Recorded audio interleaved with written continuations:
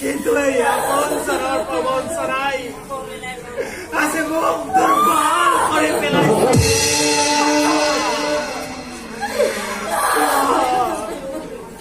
কিয় মই এই ৰজাঙ্গনৰ পৰা উভতি আহিলো?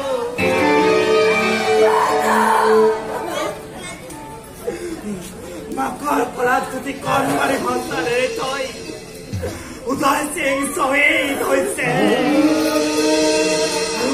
আৰু পাকিস্তানী সৈনিকৰ পচন্দ বোমা বিস্ফোৰণত অনুৰাগ নিখোজ হৈ পৰিছে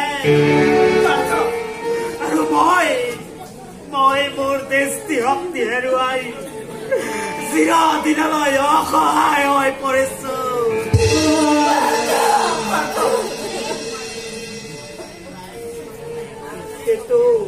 কিন্তু তোমাৰ মনত পৰে নে উকা দেৱী, যি হেতুৰে তুমি মোক আজীৱন আপোন হৈ থকাৰ প্ৰতিশ্ৰুতি দিছিলা? প্ৰতিশ্ৰুতিৰে মই তোমাক কাষলৈ উভতি আহিলো।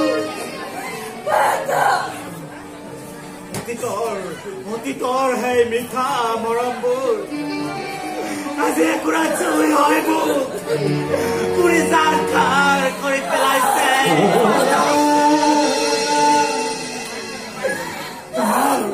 তোমাৰ বন্ধুত্বৰ প্ৰবঞ্চনাই আজি মোৰ বুকুত নিৰ্মমভাৱে চুৰিতাঘাত কৰিছে।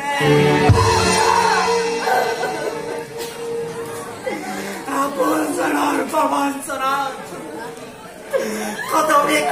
আজি মই সংগীবিহীন এজন অসহায় মানুহ।